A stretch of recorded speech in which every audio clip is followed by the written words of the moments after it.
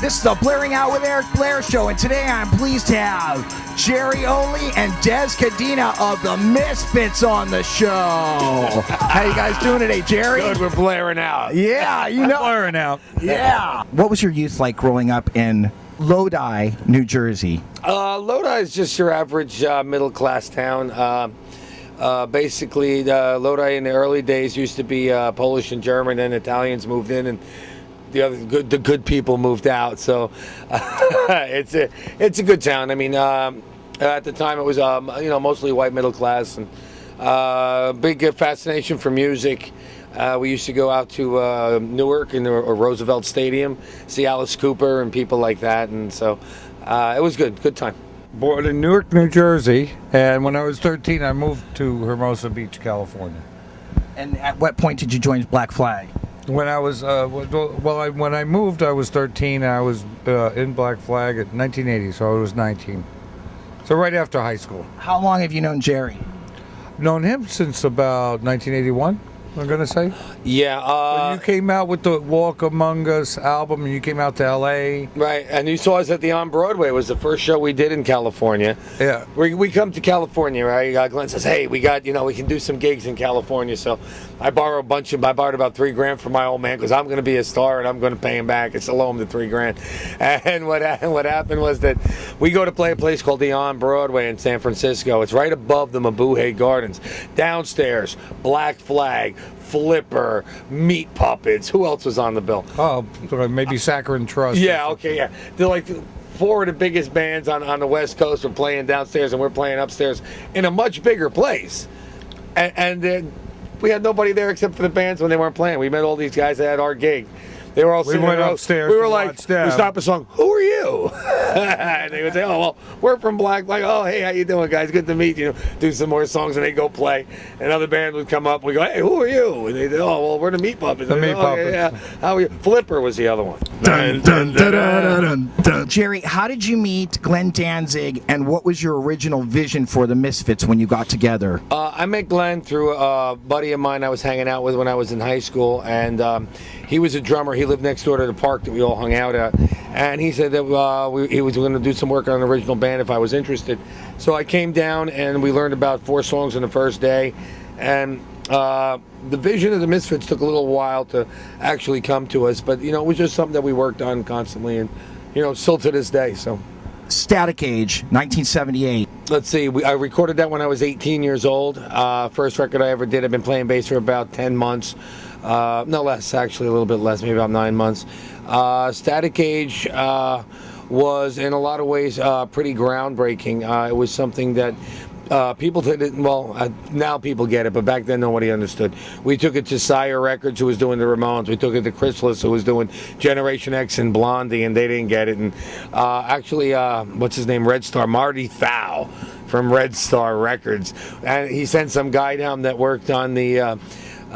if you remember the Marvel, there was Captain America was on Monday, and Tuesday was somebody, Thursday was Thor, and then the Hulk, and Iron Man. When Captain America throws his mighty shield, the red and the white. Okay, go on. So what happened was they sent this guy down to listen to his practice in my garage, and we're doing Bullet. And the guy goes, "Oh, well, you shouldn't play it all just 16th notes. You should change it and do it this way." We said, "Get the fuck out of here." Yeah. Go back to New York. And that was the end of that. So Static Age got shelved for 18 years. But probably the coolest thing that happened with Static Age was Frank Licata, Franche Comer, our guitar player, had it on cassette. And what happened was that I heard it 18 years after we did it and thought it was great. I just listened and I said, "Man, what a great record," So it was nice to know we were on target back then. Walk Among Us. Walk Among Us, that's hanging out with these guys and working at L.A. And then actually Earth AD, their drum tech, Mugger, he was everything. Their guru, remember Mugger? Yeah, he's legendary. Okay, you know Mugger. Mugger and Spot. Mugger and Spot recorded our Earth AD album in 6 hours after playing with Black Flag at the Santa Monica Civic. We cut that album. We started at midnight and had to be out of the studio by 6 a.m.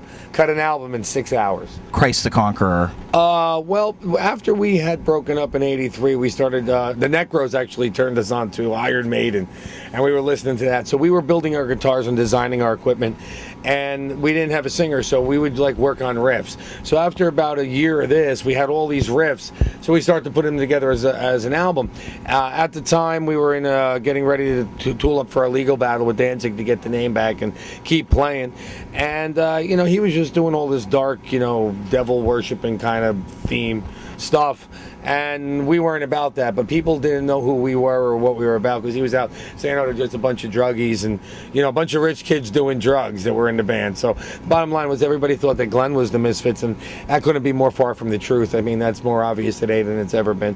So it's Khryst the Conqueror was a statement to the people who knew who we were, that we weren't about where Glen was going with this. So that was it. We got Jeff Scott Soda to sing for us, who was really amazing. Yeah. We picked him because he was on Yngwie Malmsteen's Marching Out album, Disciples from Hell. Mm-hmm. Really great song. So I mean, it was our, heavy metal riff record. So we put out an EP, and that was the end of it. So we still got a full-length album. When my son gets his studio together, we'll fix it up. Okay, good. Yeah, sure. Because I know a lot of people are going to want to hear that. Yeah, I want to hear it. Des, what brings you the most peace in your life right now? It always has been music, but actually my wife does too. She's a nice lady. It's Perla. And the Giants win. And a good Giants game on a Sunday afternoon. But actually, it always has been music. Even either listening to it or playing it, or just But I listen to a lot of different stuff. And Jerry, what brings you the most peace in your life right now? Trying to spend time with my family and the baby. Like on the road, I got my son with me, which is nice. I mean, he rides me a little bit though, blaring out. Let me tell you. But he blares out on me. But really being around the little girl makes me the happiest. Her and my new wife, and I'm finally, after almost 40 years out of the machine shop. China basically knocked machining out of the game here in this country. So, we got a really big machine shop. It's actually the size of a hockey rink, and over the years, we had 40 people working for us. We used to do some really big numbers there, and a lot of people were making a living from there. And eventually, it whittled down to where now it's just my dad. And my dad was like, "Oh, someday you can use this." I said, "Look, I know this business, but my kid isn't about it. He's into music and doing sound engineering, and the business is dying." So at that point, I realized it was time to go 100% Misfits, because I've always been 50-50, and I mean, we've got a lot done at 50-50. But now that we're going to stepping into a new era with the band, I think we're going to do a lot better once we put 100% focus on it. Because for him, that's his future. He's not going to be a machinist, and even if he was a great machinist and I taught him, he would never be able to make a living in this country anymore. It's gone. You go to Walmart, or you go to Home Depot. I go to Home Depot, I buy a hand drill, a saber saw, a circular saw, a pouch, a set of drills for $100. Forget it. I couldn't package it for $100. You know what I mean? So in this country, so that part of our economy is gone for good. I mean, you're never going to see it again. There was a rumor that Glen and Doyle actually asked to have a reunion, and that you said no.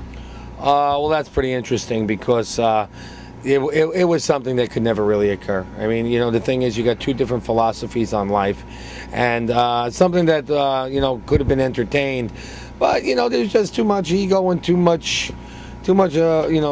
corporation talk involved. And, I mean, we're not that, I think if anything if you really look at the Misfits and you say to yourself, what is it? I mean, it's a band of its fans. I mean, our fans create the artwork, they create the imagery, they create the look, they support what we do. I mean, it's not us really going out there and doing that. It's a kind of a reversal thing.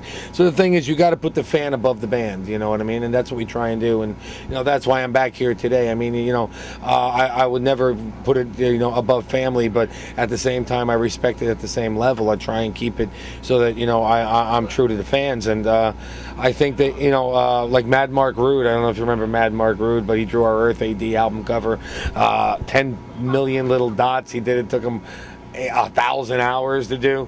I mean, these are labors of love. The kids that come across for us are about that.